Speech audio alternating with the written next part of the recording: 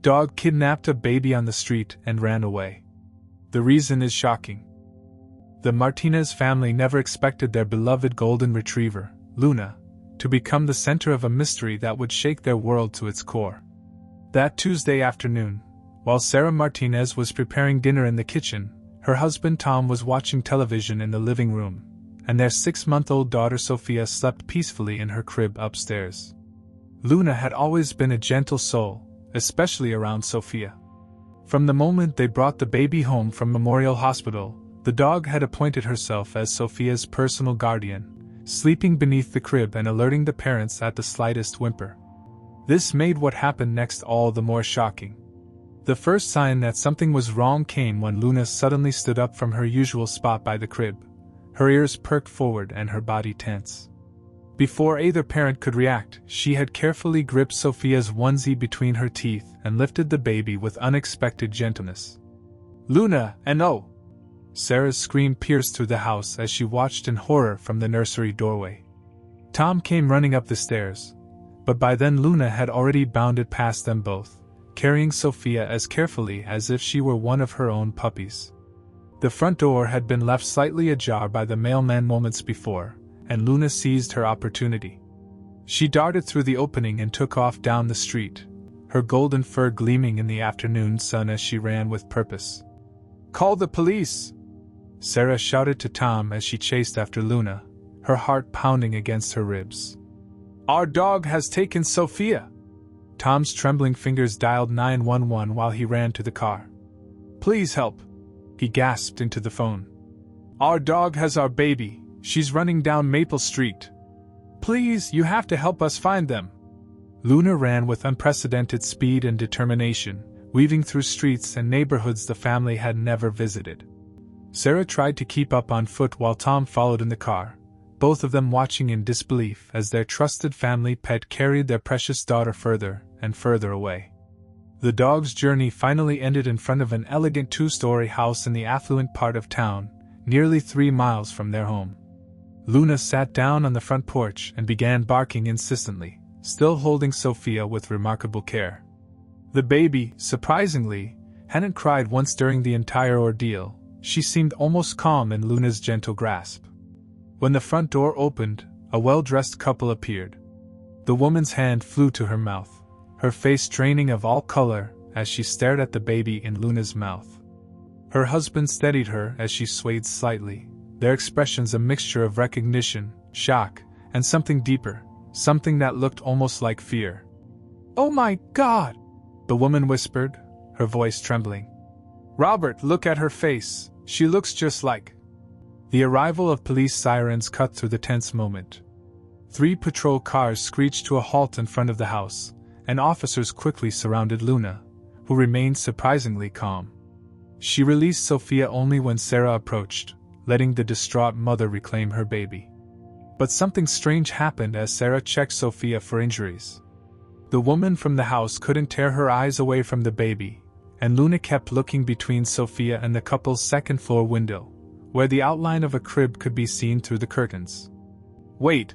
the woman called out as the police began to question everyone present. "Please, there's something you need to know. Something's not right here." The officers exchanged glances as they noticed the woman's strange reaction. One of them, Detective Rodriguez, stepped forward with a notepad. "Ma'am, do you know this family?" "No," the woman replied, her voice barely a whisper. "But that baby, she looks exactly like I did at that age. Exactly like all the women in my family." She pulled out her phone with shaking hands, quickly bringing up a family photo album. "Look!" As she held up a baby picture of herself, the resemblance to Sophia was undeniable.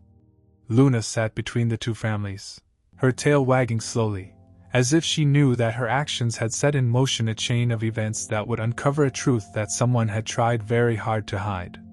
What no one realized in that moment was that Luna's seemingly inexplicable behavior would lead to the unraveling of a carefully orchestrated deception, one that would force everyone to question everything they thought they knew about family, truth, and justice.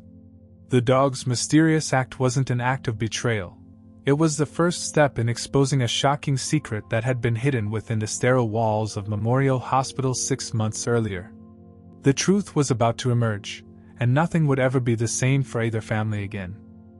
Detective Elena Rodriguez had seen many strange cases in her 15 years on the force, but nothing quite like this.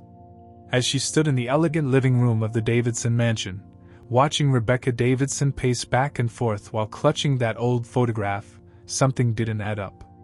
"Mrs. Davidson," Elena began carefully, "you're saying you've never met the Martinez family before today?" Rebecca Davidson stopped pacing, her designer heels clicking against the marble floor. "Never.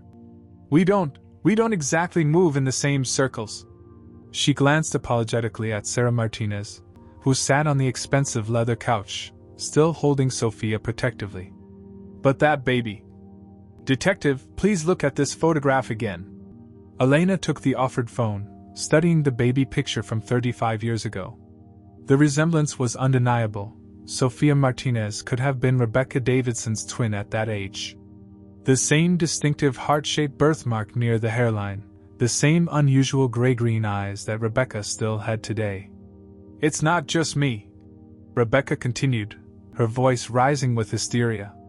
"Look at these." She quickly swiped through more family photos, her mother, her grandmother, all showing the same striking features that Sophia shared. "This can't be a coincidence. Robert, show them Charlotte's baby pictures." Robert Davidson, who had been unusually quiet until now, flinched at the mention of their daughter's name. "Becky, maybe we shouldn't." "Show them!" Rebecca's voice cracked with desperation. Reluctantly, Robert pulled out his own phone and showed them pictures of their 6-month-old daughter, Charlotte. Elena felt her professional detachment slip as she looked at the photos. Where Charlotte should have shown the strong Davidson family features, she instead had warm brown eyes and olive skin that matched Sarah Martinez perfectly. Luna, who had refused to leave despite animal control's attempts to remove her, whined softly and looked between the two mothers. Tom Martinez, who had been talking with other officers outside, walked in just as Elena was comparing the photos. "Mrs. Davidson," Elena said, choosing her words carefully, "where did you deliver Charlotte?" "Memorial Hospital," Rebecca replied immediately. 6 months ago, on March 15th. Sarah's sharp intake of breath drew everyone's attention. That's where Sophia was born. The same day." The room fell silent except for Luna's steady panting. Elena watched as the implications slowly dawned on everyone's faces.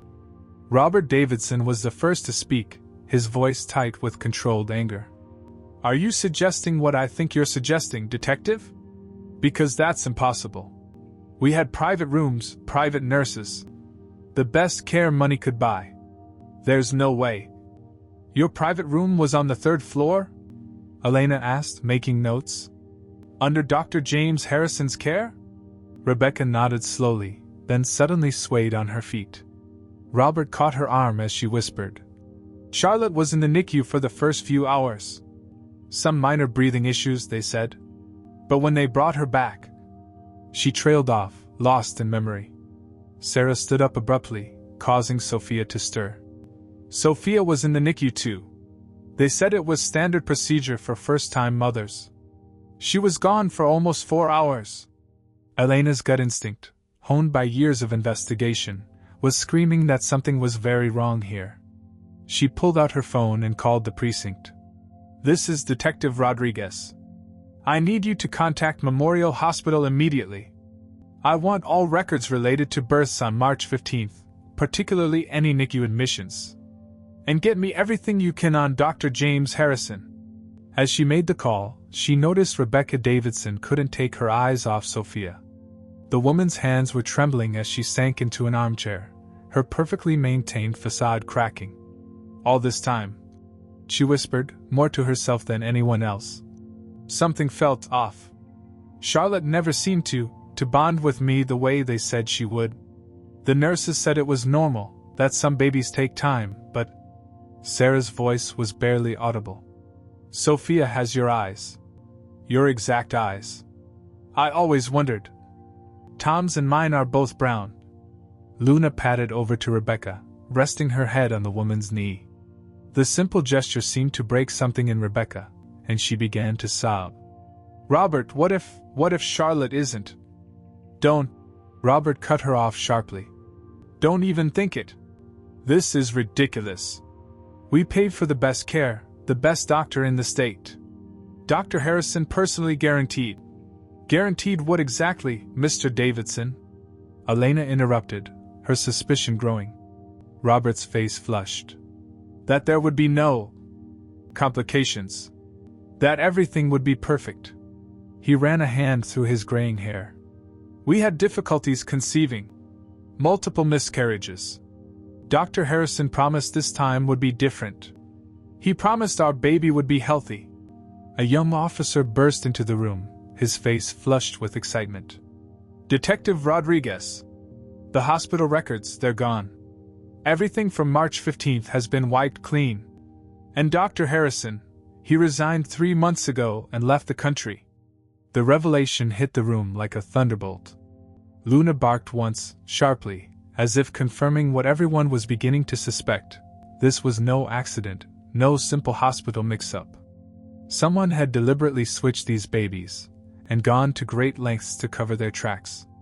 I'm calling for an emergency DNA test, Elena announced, already dialing.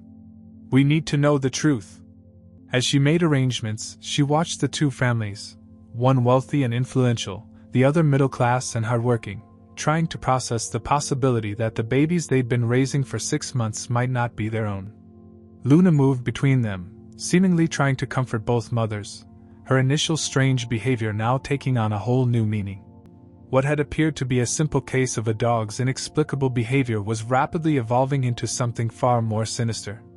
And Elena had a feeling they were just scratching the surface of a truth that would shake not just these two families, but the entire community to its core. As she ended her call, Elena noticed Rebecca staring at a family portrait on the wall, herself, Robert, and baby Charlotte. The detective couldn't help but wonder how many other families had similar portraits hanging in their homes, blissfully unaware that the smiling babies in their arms might not be their own. The DNA results would take 24 hours to process. It would be the longest night of these families' lives, and it was only the beginning of their ordeal. The 24 hours while waiting for the DNA results felt like an eternity. Detective Rodriguez had convinced both families to stay at a nearby hotel, keeping them close for the investigation. The Davidsons had insisted on paying for adjoining suites, a gesture that made Sarah Martinez uncomfortable but which she couldn't politely refuse given the circumstances. Luna, who had become an unexpected bridge between the two families, was allowed to stay after both families insisted on her presence. She spent the night padding between the two rooms, checking on both babies as if she had appointed herself their joint guardian. The DNA results arrived at 3:47 p.m. the next day. Dr. Angela Chin, the forensic specialist, insisted on delivering them in person. As she entered the hotel's conference room where both families waited, the tension was thick enough to cut with a knife. I've run these tests 3 times to be absolutely certain, Dr. Chin began, her voice gentle but professional. She looked between the two couples, both sets of parents clutching their babies close. The results are conclusive. There was indeed a switch at Memorial Hospital. Sophia Martinez is biologically the daughter of Rebecca and Robert Davidson, and Charlotte Davidson is biologically the daughter of Sarah and Tom Martinez. The room erupted in chaos. Rebecca Davidson collapsed into her husband's arms, while Sarah Martinez clutched Sophia, or whoever she was now, even tighter, tears streaming down her face. Tom Martinez punched the wall, leaving a dent in the expensive wallpaper that Robert Davidson didn't even seem to notice. How? Sarah's voice cracked. How could this happen? We trusted them. We trusted the hospital. Detective Rodriguez stepped forward, a thick file in her hands. We've been doing some digging into Memorial Hospital's records. What we've found is disturbing. She spread several documents on the conference table. There were 4 other births that day, but only your 2 deliveries went through the NICU. And both babies were under the direct care of Dr. Harrison. I don't understand.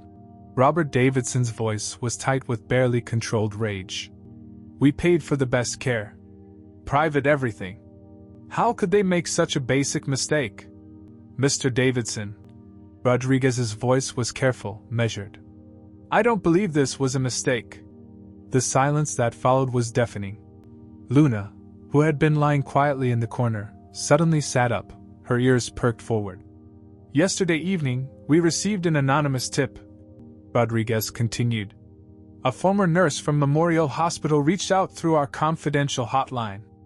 According to her statement, Dr. Harrison had a particular way of handling certain cases. She pulled out a sealed envelope. This arrived by courier this morning. It contains copies of private correspondence between Dr. Harrison and several hospital administrators. Mr. Davidson, there's mention here of a specific conversation you had with him regarding guarantees? Robert's face went pale. He promised us a healthy baby. We'd had 3 miscarriages before. He said he could guarantee everything would be perfect this time. We paid him an additional consultation fee. $200,000. Rodriguez finished for him. Off the books. Sarah Martinez stood up so quickly her chair fell backward. You paid him to what? To steal my baby? No! Rebecca Davidson cried out. We would never! We just wanted a healthy child. We didn't know. Detective Rodriguez raised her hand for silence. According to our source, when Mrs. Davidson went into labor, there were complications. The baby, Charlotte, who is biologically the Martinez's daughter, showed signs of potential health issues. Nothing severe, but enough to make Dr. Harrison panic. He had promised the Davidsons a perfect baby, and he had taken a substantial amount of money to ensure it. So he switched them. Tom Martinez's voice was hollow. He gave them our healthy baby and gave us a baby he thought might have health problems, Rodriguez confirmed. Though thankfully, those concerns proved unfounded. Charlotte is perfectly healthy now. The revelation hit both families like a physical blow. The switches hadn't been a simple mistake. They were part of a calculated decision by a doctor who had prioritized money over ethics, over family, over everything that should have mattered. Luna whined softly, moving to sit between the two mothers. The dog's strange behavior suddenly made perfect sense. Somehow, she had sensed a biological connection between Sarah and Charlotte, had known that something was fundamentally wrong with the situation. There's more, Rodriguez continued reluctantly. We've found evidence that this may not have been an isolated incident. Dr. Harrison worked at Memorial Hospital for 15 years. We're looking into other cases. Other cases? Rebecca Davidson's voice rose hysterically. You mean he might have done this to other families? We don't know yet. But given the pattern we're seeing... Sarah Martinez suddenly stood up and walked over to Rebecca Davidson. Both women stared at each other, tears streaming down their faces, each holding a baby they had loved and raised for 6 months. A baby that, according to science, belonged to the other. What do we do now? Sarah whispered, looking down at the baby in her arms, technically Rebecca's daughter, who was reaching up to play with her hair just as she had done every day for the past 6 months. Rebecca looked at Charlotte, biologically Sarah's daughter, who was sleeping peacefully in her arms. I can't. How can we just switch them back? After all this time? The legal implications alone were staggering. Birth certificates would need to be amended, medical records updated. But those were just bureaucratic concerns. The real challenge was emotional. How do you handle discovering that the baby you've loved and nurtured for 6 months isn't biologically yours? How do you decide what to do when both nature and nurture have equal, valid claims? Luna moved between the two mothers again, nuzzling both babies in turn. Her actions, which had seemed so bizarre yesterday, now appeared to be the only thing that made sense in this impossible situation. We'll need to involve child services, Rodriguez said gently. There will need to be evaluations, counseling, legal discussions. And Harrison? Robert Davidson's voice was ice cold. What about him? We've already contacted Interpol. He was last seen in Singapore, but with these documents... Rodriguez tapped the file. We have enough for an international warrant. He won't escape justice. But justice seemed like a hollow concept in that moment. No arrest could undo the damage done, could untangle the complicated web of love and biology that now bound these two families together. As both sets of parents looked at the babies they had raised, and the babies that were biologically theirs, they realized they were facing an impossible choice. And somewhere in the city, other families might be facing the same revelation, as the full scope of Dr. Harrison's betrayal began to come to light. The breakthrough came 3 days after the DNA results, from an unexpected source. Maria Suarez, a former night shift nurse at Memorial Hospital, had been watching the news coverage of the baby switch case with growing anxiety. When she could no longer bear the weight of her knowledge, she contacted Detective Rodriguez through her lawyer. The meeting was arranged in a quiet conference room at the police station. Maria sat nervously, her hands wrapped around a cup of untouched coffee, as she began to unravel a story far more disturbing than anyone had imagined. "It wasn't just Dr. Harrison," Maria began, her voice barely above a whisper. "There was a whole system in place. They called it Project Perfect Match." She pulled out a worn notebook from her bag, her hands trembling. "I kept records. I had to. What they were doing, it was evil." Detective Rodriguez leaned forward, recording device running. "Tell me everything, Mrs. Suarez." "It started about 7 years ago," Maria continued. "Dr. Harrison approached me one night. Said he had a special assignment, one that would pay very well. All I had to do was adjust some paperwork, switch some ID bands. Simple things." She laughed bitterly. "Nothing is ever simple when it comes to stealing babies." The detective's pen scratched across her notepad. "How many cases are we talking about?" Maria's eyes filled with tears. "At least 30 that I know of. Maybe more. They targeted specific types of families, wealthy couples desperate for healthy babies, willing to pay anything. And then they'd find matches. Matches? Healthy babies born to poor families, families who couldn't afford good lawyers if something went wrong. They'd manufacture some crisis, some reason to take the babies to the NICU. And then..." She gestured helplessly. Rodriguez felt her stomach turn. "And the Martinez-Davidson case? Was that part of this project?" Maria nodded slowly. "But that one was different. It wasn't supposed to happen that way. The Davidson's baby, the one the Martinez family got, she wasn't supposed to survive." The detective's pen stopped moving. "What?" "There were complications during Mrs. Davidson's delivery. Serious ones. The baby, Charlotte, had signs of a rare genetic condition. Dr. Harrison had already taken their money, promised them a perfect baby. He couldn't give them a sick child. So he switched the babies, planning to let nature take its course with the Davidsons' biological child." Rodriguez felt her blood run cold. "Are you saying he deliberately neglected the baby he gave to the Martinez family?" "He tried," Maria whispered. "But I couldn't. I couldn't let an innocent baby die. I gave her the treatment she needed in secret. Filed it under a different patient's name. That's why she survived, why she's healthy now. Harrison was furious when he found out." The detective's mind raced. This wasn't just medical malpractice anymore, this was attempted murder. "We need names, Mrs. Suarez. Everyone involved." Maria pulled out a USB drive. "It's all here. Bank accounts, correspondence, everything I could gather. Harrison wasn't working alone. There were hospital administrators, nurses, even a judge who helped cover things up. They made millions selling babies to wealthy families." As Rodriguez reviewed the files, a picture emerged of a devastating conspiracy. Project Perfect Match had been methodically targeting vulnerable families for years. They would identify wealthy couples willing to pay for guaranteed healthy babies, then find matches among less privileged families. Sometimes they would even induce complications in healthy pregnancies to create a pretext for taking the babies to the NICU. The detective immediately called the FBI. This was bigger than one hospital, bigger than one city. As she waited for the federal agents to arrive, she had to make another difficult call to both families. The Davidsons and Martinezes arrived together, having grown closer through their shared trauma. Luna, who had become a symbol of hope for both families, accompanied them as always. "There's no easy way to say this," Rodriguez began, then laid out everything Maria had revealed. She watched as horror, disgust, and rage played across their faces. Robert Davidson stood up abruptly, his face ashen. "Are you saying we were part of a baby-selling ring? That we unknowingly participated in stealing babies?"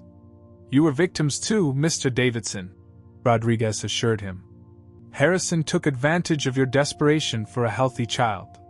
He played on your fears, took your money, and then when there were complications, he tried to finish my baby," Rebecca Davidson whispered, looking at Charlotte with horror. "Our biological daughter. He was going to let her die." Sarah Martinez, who had been silent until now, suddenly spoke up. "But she didn't die. Because of that nurse, Maria. She saved her." She looked at Charlotte, the baby she had raised, who was technically the Davidsons' biological child. "She saved both our girls." Tom Martinez paced the room angrily. "How many other families are out there? How many don't know their babies were switched?" "We're setting up a task force," Rodriguez explained. "The FBI is bringing in specialists. There will be a hotline for families who were at Memorial during those years. We'll need to do a lot of DNA tests." Luna whined softly, moving between the families as she had done since that first day. Her instincts had not only exposed this case but had potentially saved countless other families from living a lie. "What happens now?" Sarah asked quietly. "With everything we know, does it change what we should do about the girls?" The question hung heavy in the air. The truth about Project Perfect Match had added another layer of complexity to an already impossible situation. These babies weren't just switched by accident. They were part of a systematic criminal enterprise that had treated them as commodities to be bought and sold. Maria Suarez's revelation had turned a hospital mix-up into something far more sinister. As the FBI began their investigation and more families came forward, the full scope of Project Perfect Match would shake the medical community to its core. But for the Martinez and Davidson families, the most difficult decisions still lay ahead. Their story had become more than just a tale of switched babies. It was now part of a larger narrative about privilege, power, and the lengths some would go to profit from human life itself. And somewhere in Singapore, Dr. Harrison was about to discover that his carefully constructed world was finally crumbling down. The media circus outside the courthouse had grown to unprecedented proportions. News vans lined the streets, reporters clutching microphones waited eagerly for any comment, and social media was ablaze with opinions about what the two families should do. Everyone, it seemed, had something to say about the Martinez-Davidson case. Inside the family court's private consultation room, however, the atmosphere was heavy with a different kind of tension. Judge Patricia Way had been appointed to mediate the discussions between the families, and today's session promised to be particularly challenging. The impossible choice they faced had been weighing on everyone for weeks. "Let's begin," Judge Way said gently, looking between the two sets of parents. Both babies were present, playing together on a soft mat while Luna watched over them protectively. The dog had become such an integral part of these proceedings that no one even questioned her presence anymore. Sarah Martinez spoke first, her voice trembling. "We've been trying to do what they suggested. The supervised visits, the gradual transitions. But last night, when it was time for for Olivia," she stumbled over the name they'd agreed to call the baby who was biologically the Davidsons' daughter. "When it was time for her to go back to the Davidsons, she just screamed and screamed. She didn't want to leave me." Rebecca Davidson nodded, wiping tears from her eyes. "It's the same with Charlotte. She reaches for Sarah whenever she sees her. The child psychologist says it's because they've formed primary attachments to the mothers who raised them." The past few weeks had been a careful dance of attempted transitions. Following the experts' recommendations, they had tried to gradually introduce the babies to their biological parents, while maintaining their relationships with the families who had raised them. It was a plan that looked good on paper but proved heartbreaking in practice. "The latest psychological evaluations are in," Judge Way said, opening a thick file. Dr. Reynolds expresses serious concerns about the trauma of a complete separation at this stage of development. However, she also notes the potential future psychological implications of denying the children access to their biological heritage. Tom Martinez, who had been unusually quiet lately, finally spoke up. "You know what I can't stop thinking about? What if we'd never known? What if Luna hadn't?" He reached down to pat the dog's head. "Would that have been better or worse?" "We can't think that way," Robert Davidson replied, his voice rough with emotion. "We know now. And we have to do what's best for the girls." He paused, struggling with his next words. "Even if what's best for them isn't what's easiest for us." The child psychologist, Dr. Reynolds, had been invited to join the session. She cleared her throat softly. "In my professional opinion, the worst thing we could do right now is to completely separate either child from the mother she has bonded with. The first year of life is crucial for attachment and emotional development. However," she added, seeing Rebecca Davidson's face crumple, "that doesn't mean we should deny them their biological connections either." "So what exactly are you suggesting?" Sarah asked, watching as Luna moved between the babies, gently nudging a toy closer to Charlotte. "I've been consulting with colleagues worldwide about this unique situation," Dr. Reynolds explained.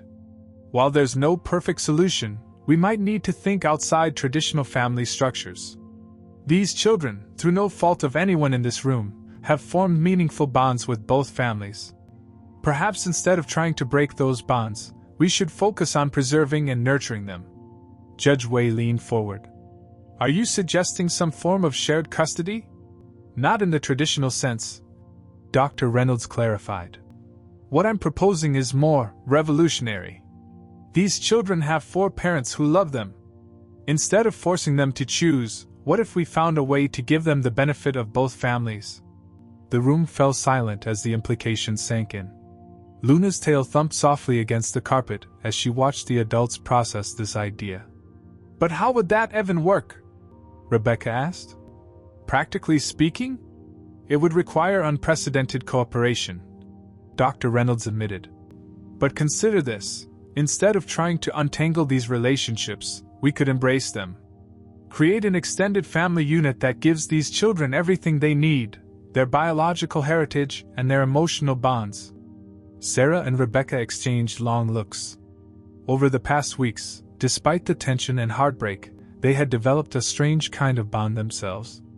They shared tips about the baby's preferences, finished each other's sentences when describing their routines, and even found themselves laughing together during lighter moments. "The media would have a field day," Robert Davidson said, but his tone wasn't entirely dismissive. "The media isn't raising these children," Tom Martinez responded. "We are. All of us." Judge Wei pulled out another document. "There is precedent, albeit limited, for non-traditional custody arrangements in exceptional circumstances. This would require careful legal structuring, but it's not impossible." Luna suddenly stood up and walked to the center of the room, looking between all 4 parents as if she was evaluating their reactions. Her simple presence reminded everyone of how this all started, with her inexplicable but purposeful action that brought 2 families together. "Maybe," Sarah said slowly, "maybe this happened for a reason. Maybe instead of trying to fix what was broken, we should build something new." Rebecca moved to sit beside her, both of them watching their daughters play together. "Something better?" The room felt charged with possibility. What had seemed like an impossible choice, to separate children from either their biological or emotional parents, was slowly transforming into something else, an opportunity to create a new kind of family, one built on love, understanding, and the shared desire to do what was best for both children. "It won't be easy," Dr. Reynolds cautioned. "You'll need to establish clear boundaries, consistent routines. There will be challenges we haven't even anticipated yet.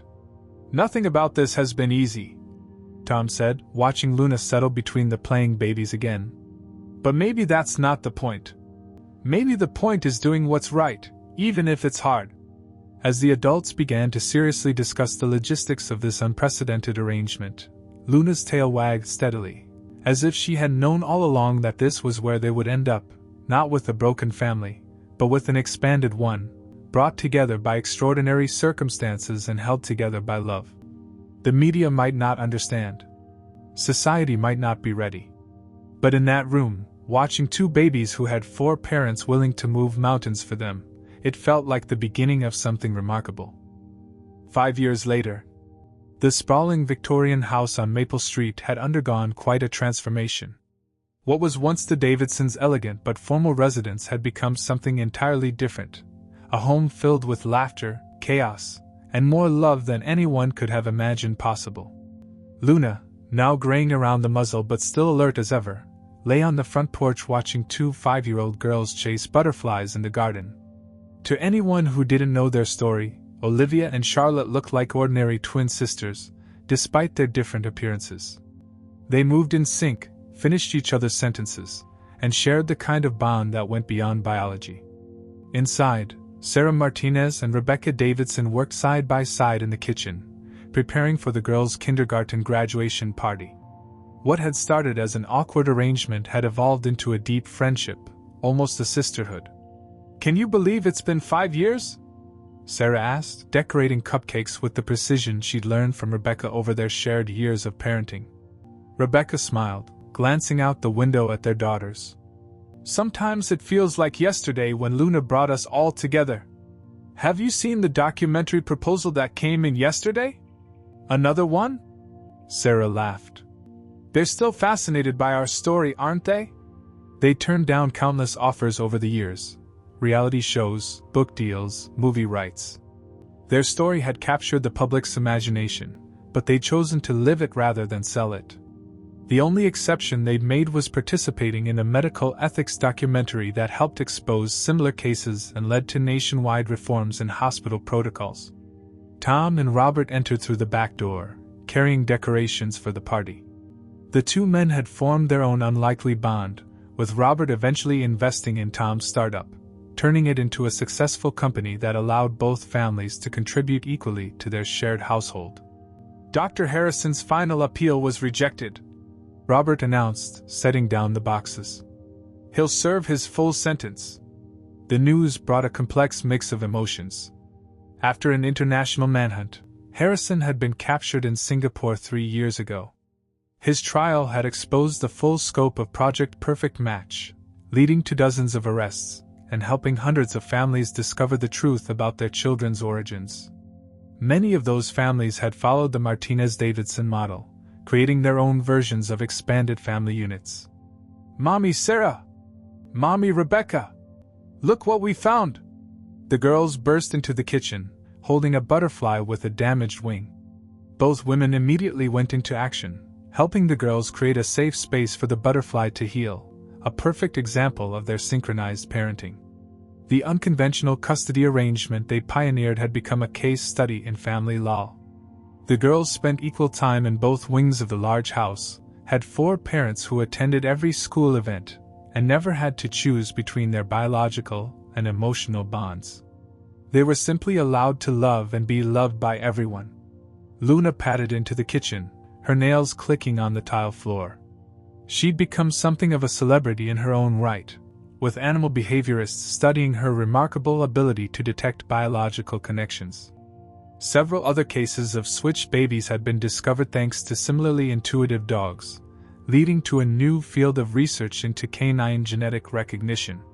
"The party guests will be here soon," Tom reminded everyone, including that reporter from the Medical Ethics Board. They'd agreed to this particular interview because it wasn't about sensationalizing their story. It was about helping to prevent similar incidents in the future. Memorial Hospital had been completely restructured, with new safeguards and transparency measures that were being adopted nationwide. As they prepared for the party, more memories surfaced. The early days had been challenging, setting boundaries, establishing routines, dealing with public opinion. There had been critics who claimed they were confusing the children, conservatives who accused them of undermining traditional family values, and skeptics who said it would never work. But the girls had proved them all wrong. They were thriving, emotionally secure, academically gifted, and remarkably well-adjusted. Child psychologists attributed their success to the abundance of love and support in their lives, and their story had begun changing perceptions about what constitutes a family. The doorbell rang, and Luna barked once, her special greeting for family members.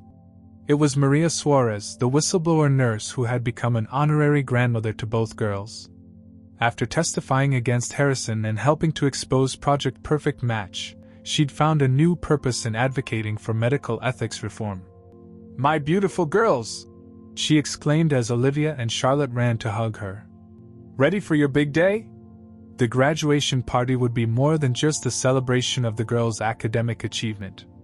It would be a testament to the power of love over convention, of choosing what's right over what's easy, and of turning a potential tragedy into a triumph of human connection. As guests began to arrive, family, friends, teachers, and even some of the other families who had followed their example, Sarah and Rebecca exchanged knowing looks. Their decision 5 years ago had been a leap into the unknown, but it had landed them exactly where they needed to be. Luna settled between the girls as they showed their friends the healing butterfly. She'd grown old watching them grow up, her mission accomplished beyond anyone's expectations.